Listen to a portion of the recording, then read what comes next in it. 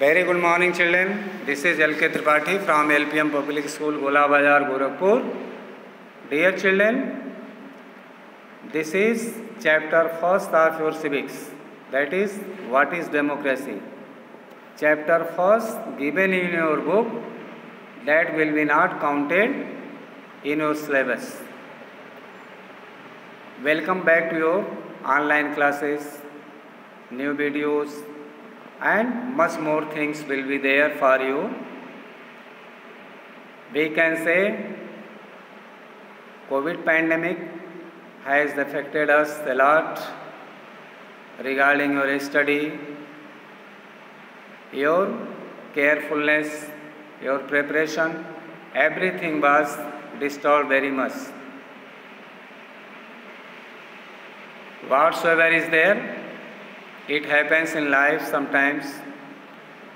Many ups and downs are there in the life. Life is a challenge. We have to face it. So we should not be very much disconcentrated from all these types of disasters. Things are there, not in our hands. But one thing I would like to suggest you, wherever you are at your home, must follow the appropriate COVID protocol as announced from the IMRC, WHO, other medical bulletins are there. We have to cover our face, nose, mouth, everything with good hygiene, mask, sanitization, washing the hands again and again. All these essential things are required for you. Must follow. Still, the threat of COVID is our surrounding. It is not abolished. Always take care of your health. Health is wealth, it is said. If you will be healthy, you can do your all types of business, all types of tasks. So, hope you all will be all right and be all right. Now, from here, we are going to start our study, that is new video for you from civics. The topic is what is democracy. So the best definition of democracy is the form of government in which all the people enjoy their status without any discrimination. Every person of the country is treated equally, and democracy is the form of government that is ruled by law. So many types of rulers are there in the world. They are chosen willingly or unwillingly. So two types of governments function in the world. One is democratic government, second is undemocratic government. Which is democratic government and which is undemocratic government? This chapter will enable us to know in better way.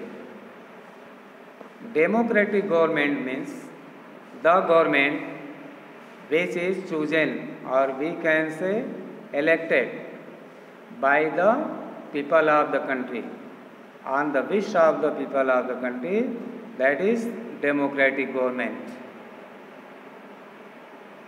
Second, undemocratic government. Undemocratic government is the government which is not elected on the wish of the people. That is the form of government of an individual or a group of individuals. So there is no interest or wish of all the people of the country in this type of government.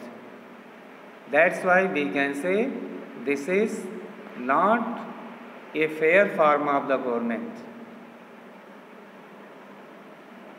Likewise, authoritarian type of government, dictatorship, kingship, means monarchical system of the government, they are undemocratic. But in democratic government, the government works on behalf of the people, on the wish of the people. That's why this is the most popular form of the government in the world. In America, Europe, Africa, Asia, everywhere, all the big and small continents adopt this form of government. Rare countries are there, there is no democracy, like Pakistan. So, on record we can say there is democracy, the government is chosen by the people, but actually there is no democratic government. There is military power, military rule. The government function on the wish of the military rulers. Whatever military wants, the system is adopted there in Pakistan. Like Myanmar, China, North Korea, Jordan, Saudi Arabia, and some other countries are also there. There is no democracy. There is kingship or undemocratic form of government. So, people, major people of the country, maximum people of the country dislike this type of government. So, these are the things. Let's get started it from here. What is democracy? You have already read about different forms of government. On the basis of your understanding of democracy so far, mentioning a few examples, write down some common features of democratic government, non-democratic government.